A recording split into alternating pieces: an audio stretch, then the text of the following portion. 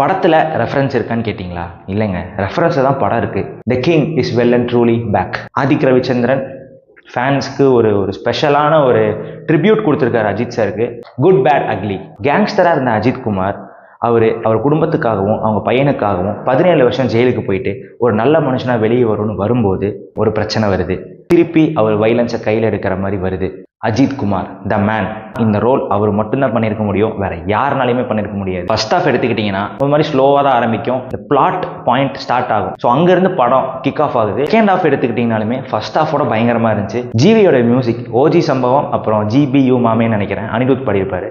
So அந்த songs தேட்டரில் கேட்க பிளாஸ்டாக இருக்குது. ஆக்ஷன் சீன்ஸை விட நிறைய தேட்டரிக்கல் மூமெண்ட்ஸ் சூப்பராக ஒர்க் ஆச்சு. ஃபேன்ஸ்க்கு, குறிப்பாக Ajith fans, they will love that movie for sure.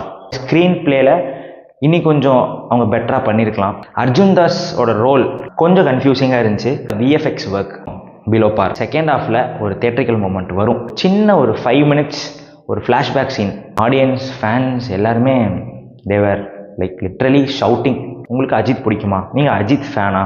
இந்த படம் உங்களுக்கான படம் தான். இந்த மாதிரி கதை, திரைக்கதையெல்லாம் இருந்தால் தான் பார்ப்பேன் அப்படின்னா இந்த படம் உங்களுக்கு ஒரு ஆவரேஜான படமாக இருக்கக்கூடிய ஒரு வாய்ப்பு கூட இருக்குது. இந்த படத்துக்கு நம்ம கொடுக்கக்கூடிய ரேட்டிங்